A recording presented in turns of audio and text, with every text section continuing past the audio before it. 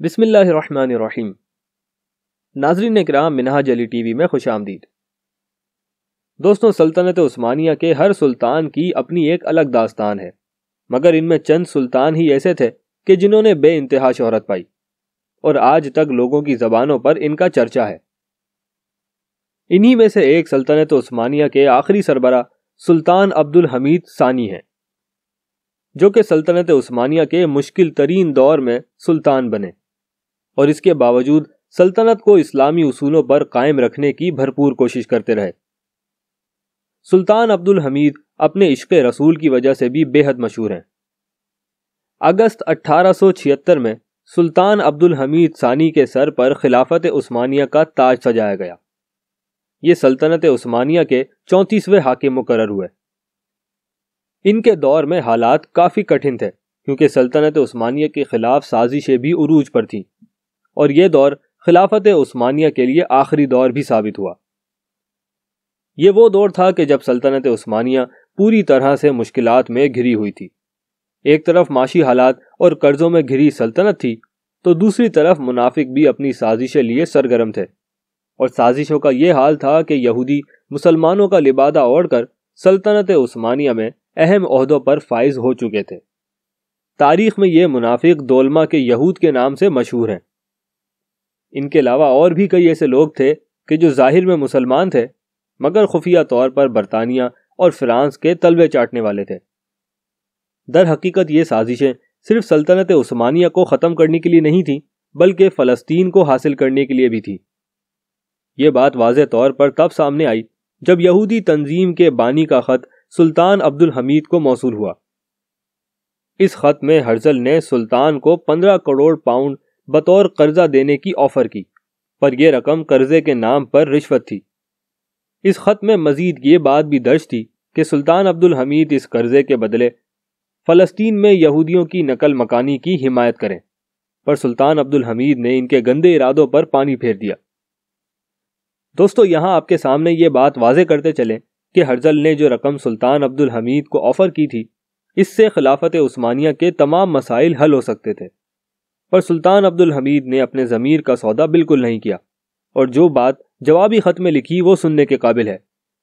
انہوں نے کہا کہ اس فلسطین کی سرزمین کا 1 انچ بھی آپ کو نہیں مل سکتا، اور اس کے علاوہ خط میں سلطان عبد الحمید نے ہرزل کو مخاطب کرتے ہوئے کہا کہ میں جناب ہرزل کو کہتا ہوں کہ وہ یہ ملکیت اپنے پاس ہی رکھیں، اور فلسطین کا علاقہ میری نہیں بلکہ سب مسلمانوں کی ملکیت ہے، اور اس کو حاصل کرنے کے لیے میرے بڑوں نے قربانیاں دی ہیں، اور اس کی مٹی میں مسلمانوں کا خون شامل ہے، لہذا میرے جسم کو 2 ٹکڑے کیا جا سکتا ہے، پر فلسطین کو الگ نہیں کیا جا سکتا۔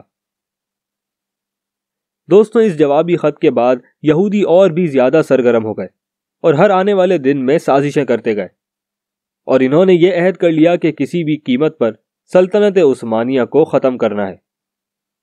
ناظرین کرام، اس سازش کو کامیاب کرنے کے لیے منافق اور یہودیوں نے مل کر ترک خائن کے لوگوں کی ایک تنظیم بنائی۔ اس تنظیم کا نام تھا ترک یوتھ۔ دوستوں، اس تنظیم نے ترکی میں قوم پرستی اور اسلام مخالف پروپیگنڈا کرنا شروع کر دیا، جس کے نتیجے میں ترکی کے لوگوں نے بغاوت شروع کر دی، اور اس بغاوت کے ذریعے سے انہوں نے سلطان عبد الحمید ثانی کو سلانیک شہر بھیج دیا۔ یہ وہی شہر تھا جہاں سلطنت عثمانیہ کے خلفاء نے یورپ سے آنے والے یہودیوں کو پناہ دی تھی، اور انہیں یہیں پر زمین کا ایک ٹکڑا بھی فراہم کیا تھا۔ سلطان عبد الحمید کو سلانیک بھیجنے کی وجہ ان کو سلطنت عثمانیہ سے الگ کرنا تھا۔ اس بات کا اس وقت پتہ چلا جب سلطان عبد الحمید نے اپنی وفات سے پہلے ایک خط لکھا، جس کے کچھ الفاظ ہم آپ کے سامنے پیش کرنے کی کوشش کرتے ہیں۔ بسم اللہ الرحمن الرحیم۔ حمد و صلات کے بعد میں یہ خط زمانے کے شیخ محمود آفندی ابو الشامات کے ہاتھوں کو بوسہ دیتے ہوئے یہ مقدمہ پیش کرنے جا رہا ہوں۔ میں نے خلافت عثمانیہ سے علیحدگی اس لیے اختیار کی کہ ترکی تنظیم جمیع اتحاد کے سردار مجھے مسلسل خلافت چھوڑنے کے لیے دھمکا رہے تھے، جس پر مجبور ہو کر میں نے یہ فیصلہ کیا، جبکہ انہوں نے مجھے اس بات پر رضامند ہونے کو کہا کہ زمین کا ٹکڑا یعنی کہ فلسطین کو یہودیوں کے حوالے کیا جائے۔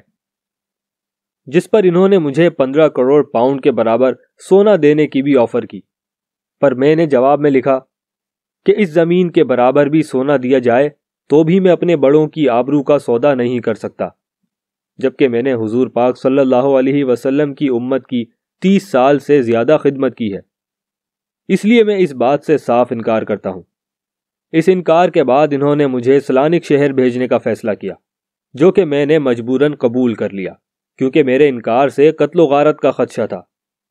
नाज़रीन इकराम, इसके बाद सुल्तान अब्दुल हमीद ने अपने खानदान की 2 खवातीन और एक बेटे को साथ लेकर बादशाही महल को खैराबाद कह दिया, जिसके बाद वो रेलवे स्टेशन पहुंचे। ये वही रेलवे स्टेशन था जिसको बनाने में सुल्तान अब्दुल हमीद ने अपनी जिंदगी लगा दी। इनका मकसद ये था कि तुर्की से हिजाज मुकर्रमा तक रेलवे लाइंस बिछाई जाएं, जिससे मुसलमानों को हज और उम्रा की सादत हासिल करने में आसानी हो।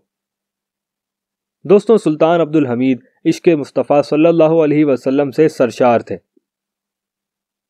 जब जर्मनी से इनका रेलवे मुआहदा हुआ तो इन्होंने ये बात सामने रखी कि जब कारीगर मदीना पाक से 20 किलोमीटर की दूरी पर हो तो हथौड़ों को कपड़ा बांध कर काम किया जाए, क्योंकि इस पाक जगह पर शोर नहीं आना चाहिए।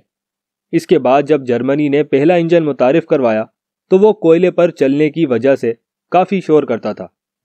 सुल्तान अब्दुल हमीद ने जब इस इंजन को देखा तो इस इंजन को हिजाज मुकर्रमा में चलाने की इजाज़त नहीं थी कि इसमें शोर ज़्यादा होने की वजह से पाक जगह की बेअदबी होगी। इसके बाद इस इंजन को वहीं खड़ा कर दिया गया, जो आज तक वहीं पर मौजूद है। नाज़रीन इकराम, जब सुल्तान अब्दुल हमीद सलानिक पहुंचे तो इन पर हर तरह की पाबंदी आयद कर दी गई। जो घर इनको दिया गया इसमें सिर्फ 2 कुर्सियां और 1 मेज थी, जबकि ना चादर और ना बिस्तर। इसके अलावा कोई बर्तन और पानी तक की सहूलत भी मौजूद न थी। अपने हाथों को साफ करने के लिए भी वो अपने कपड़ों का इस्तेमाल किया करते थे, पर सुल्तान ने कभी सब्र का दामन नहीं छोड़ा। 10 फरवरी 1918 को इन्होंने वफात पाई और इनके साथ साथ सल्तनत उस्मानिया का खात्मा हो गया।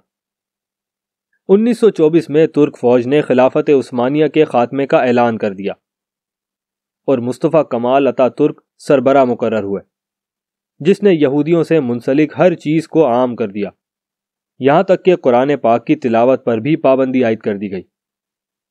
दोस्तों, आज मुसलमान सुल्तान अब्दुल हमीद को एक मर्द मुजाहिद और आशिक रसूल के नाम से याद करते हैं और हमेशा इसी तरह इनको याद रखा जाएगा। और दूसरी तरफ मुस्तफ़ा कमाल अतातुर्क को गद्दारों में चुना जाता है। दोस्तों, उम्मीद करता हूँ कि ये वीडियो आपको पसंद आई होगी। वीडियो पसंद आई तो इसे लाइक ज़रूर कीजिएगा। इस इन्फॉर्मेशन को अपने दोस्तों के साथ शेयर कीजिए। मैं मिलूंगा आपसे अगली एक और इंटरेस्टिंग वीडियो में। जब तक के लिए अपना बहुत ख्याल रखिएगा।